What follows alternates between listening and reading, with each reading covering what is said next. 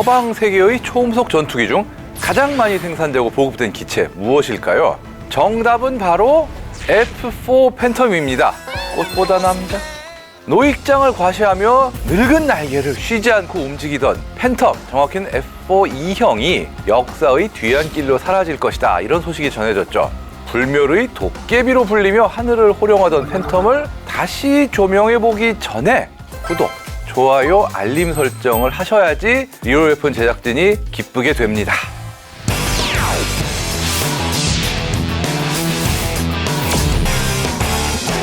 팬텀은 1960년대에서 70년대 사이에는 세계의 하늘을 지배하다시피 했던 명실상부한 최강의 전투기입니다.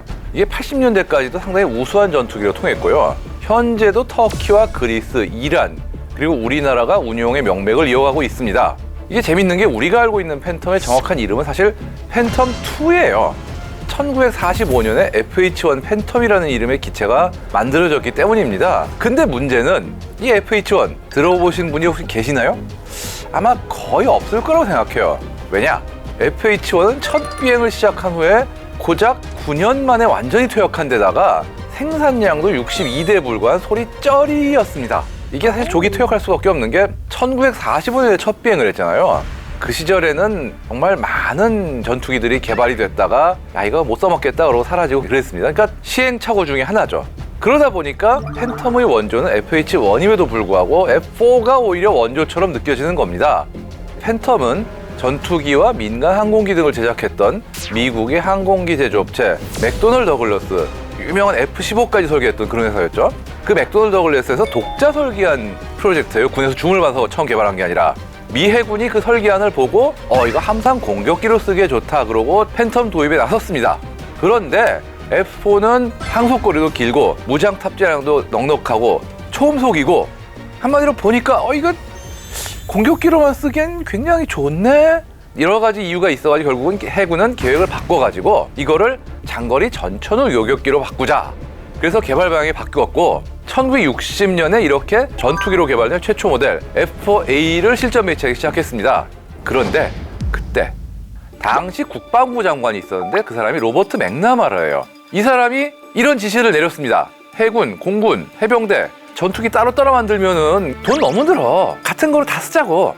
이 맥나마라는 포드사 CEO도 했던 경제 마인드가 투철한 사람이다 보니까 이런 발상이 나온 건데 미 공군은 좀 불안했습니다. 왜냐하면은 팬텀이 어느 정도 능력을 가졌는지 몰랐기 때문이죠.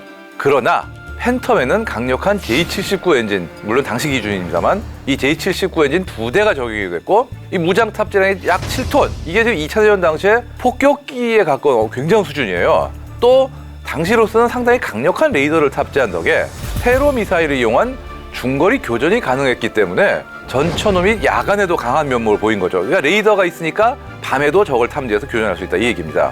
이렇게 팔방미인으로서의 잠재력을 가진 팬텀, 이 팬텀을 본 미 공군은 도입하기로 하고 본격적으로 미 공군용의 팬텀인 F4C형을 도입하기 시작했습니다. 그런데 얼마 안 가서 베트남전이 발발했으니 이제 팬텀은 미군의 주력 전투기로서 해군, 공군, 해병대 3군이 다 썼어요. 미군의 전투기를 대표하는 기종이 된 거죠. 실전 경험을 아주 풍부하게 쌓게 됐습니다. 그리고 이를 토대로 여러 차례의 개량을 거치면서 다른 나라들의 눈도장을 아주 제대로 콱 찍었습니다. 그렇다면 우리나라가 팬텀을 운용한 시기는 언제부터일까요? 우리나라는 1969년 동북아시아에서는 최초로 팬텀을 운용한 나라자 팬텀을 운용한 동북아시아에 딱 둘밖에 없는 나라 중에 하나입니다. 이 최초 도입 기종은 F4D형인데요. 사실 당시 우리나라에는 팬텀을 도입할 만한 돈이 없었습니다. 팬텀을 처음 도입한 나라는 선진국인 영국, 그리고 오일머니를 자랑하던 이란, 이런 두 나라 정도가 우리보다 먼저 팬텀을 운용할 정도였죠. 그만큼 비싼 물건이었는데, 그러나 우리가 베트남전 파병도 했죠.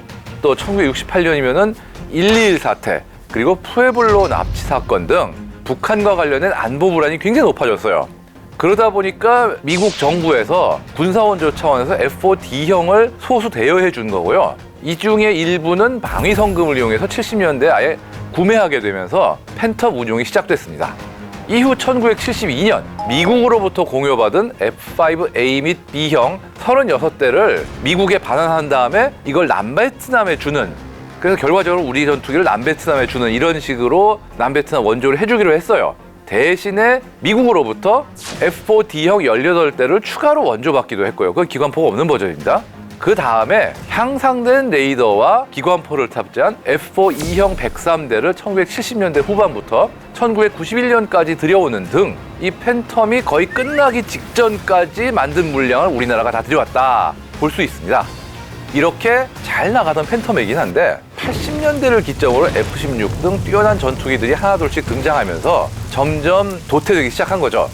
우리나라도 특히 90년대부터 이 KF-16 같은 신형 전투기가 도입됐고 특히 2000년대 들어서는 F-15K가 실질적인 팬텀의 후계 역할로 도입이 됐잖아요. 그러다 보니까 동북아 최강 전투기로서의 팬텀의 전성시대는 확실히 막을 내리게 된 거죠.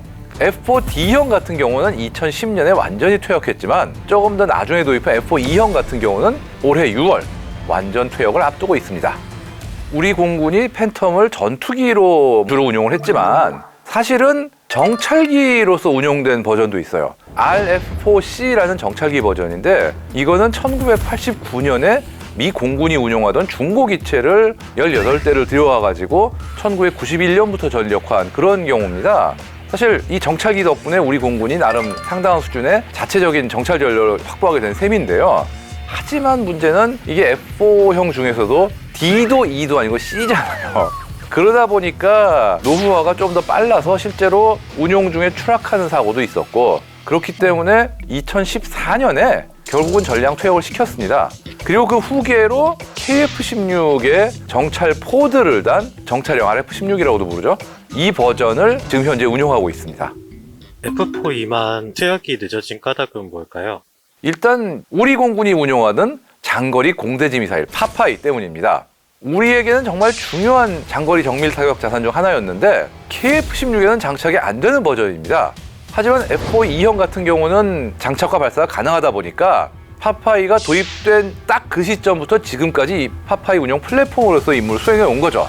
이처럼 우리 군의 중요 자산으로 오랫동안 활용된 F4E지만 아무래도 세월인지라 점점 부품 조달도 어려워지고 이제 가동률도 떨어지고 거기에 이제는 F-35A가 도입됐잖아요. 여기에 더해서 F-15K에서 이제 타우러스까지 운용되는 시대다 보니까 F4E와 파파이의 콤비를 억지로 유지할 필요가 점점 줄어들고 있는 거죠.